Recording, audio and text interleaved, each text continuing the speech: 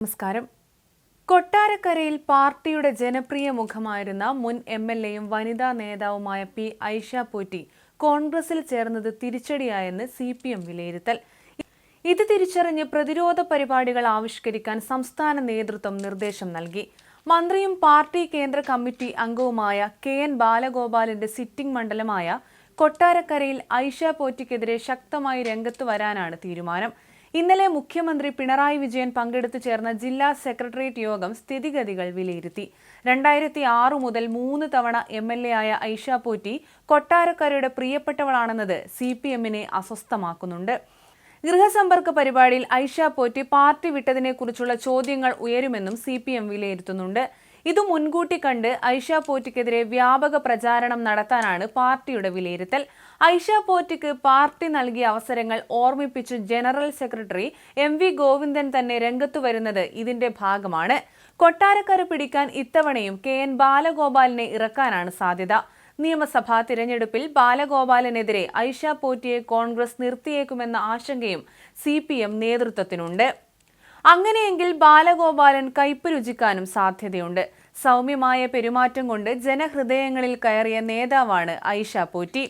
ഐഷ പോറ്റി രാജിവെച്ചതിനു പിന്നാലെ അന്നു രാത്രി തന്നെ കൊട്ടാരക്കര, നെടുവത്തൂർ ഏരിയ കമ്മിറ്റികളുടെ സംയുക്ത യോഗം ചേർന്ന് അവരെ ഔദ്യോഗികമായി പാർട്ടിയിൽ നിന്ന് പുറത്താക്കി. 19-ന് മുഖ്യമന്ത്രി കൊട്ടാരക്കരയിൽ പങ്കെടുക്കുന്ന സർക്കാർ പരിപാടി പാർട്ടിയുടെ ശക്തി പ്രകടനമായി മാറ്റണമെന്നും നിർദ്ദേശമുണ്ട്.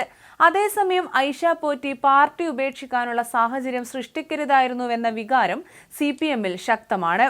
സമൂഹത്തിൽ ഒരാളുടെ സ്പേസ് ഇല്ലാതാക്കാൻ സിപിഎം ശ്രമിച്ചാൽ അവരുടെ ഇടം 100 മടങ്ങ് ഇല്ലാതാകുമെന്ന് സിപിഎം വിട്ട് കോൺഗ്രസിൽ ചേർന്ന ഐഷ പോറ്റി പറഞ്ഞിരുന്നു.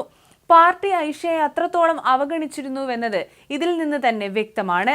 അത് ദൈവനിശ്ചയമാണ്. താൻ സിപിഎം വിട്ടതിനെ വർഗവഞ്ചന എന്നാണ് സിപിഎം പറയുന്നത്. അങ്ങനെയെങ്കിൽ കെ.വി. തോമസും ശോഭന ജോർജും പി. സരിനുമൊക്കെ കോൺഗ്രസ് വിട്ട് സിപിഎമ്മിൽ ചേർന്നതിനെ എന്തു പേരിട്ട് വിളിക്കും? കോൺഗ്രസിൽ ചേർന്ന ശേഷം ഐഷ പോറ്റിയുടെ പൊതുപരിപാടിയായിരുന്ന കേരള പ്രദേശ് ഗാന്ധി ദർശൻ വേദിയുടെ ജില്ലാ പ്രവർത്തക സമ്മേളനം കൊട്ടാരക്കരയിൽ ഉദ്ഘാടനം ചെയ്യവേ അവർ വികാരാധീനയായിരുന്നു.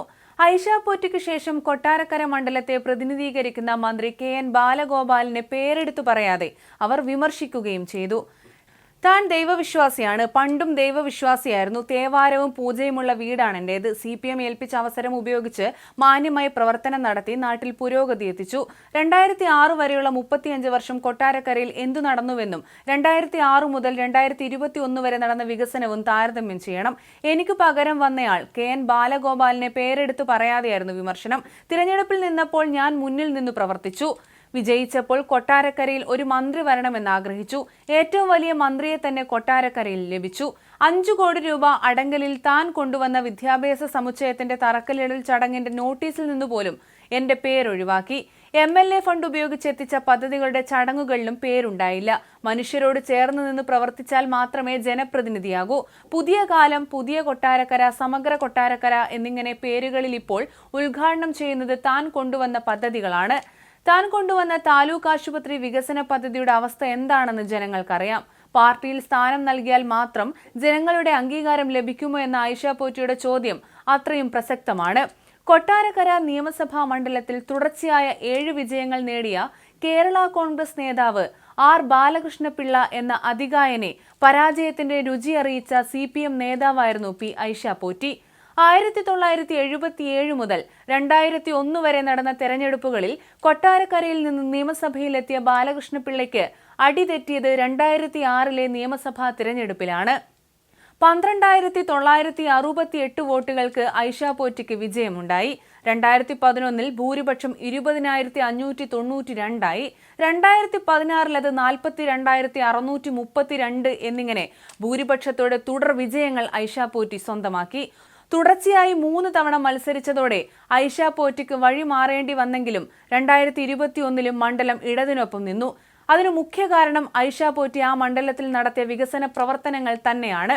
3 പതിറ്റാണ്ട് കാലത്തെ സിപിഎം ബന്ധം ഉപേക്ഷിച്ച് കോൺഗ്രസിനൊപ്പം നിൽക്കാൻ തീരുമാനിച്ച ഐഷ പോറ്റിക്ക് പാർട്ടി വിട്ടതിൽ ആരെയും കുറ്റപ്പെടുത്താനുണ്ടായില്ല.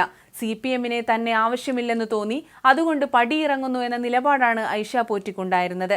ഒരു കാര്യത്തിനും നമ്മളെ ആവശ്യമില്ലാതെ വന്നാൽ അപ്പോൾ സലാം പറയണമെന്നാണ് ശിഷ്ടകാലം കോൺഗ്രസിനൊപ്പം ചേരാൻ തീരുമാനിച്ച ഐഷ പോറ്റിയുടെ പ്രതികരണം. 2023 മാർച്ചിനു ശേഷം CPM-നൊപ്പം മനസ്സുകൊണ്ട് ഉണ്ടായിരുന്നില്ല എന്നും 67-കാരിയായ ഐഷ പോറ്റി പറഞ്ഞിരുന്നു.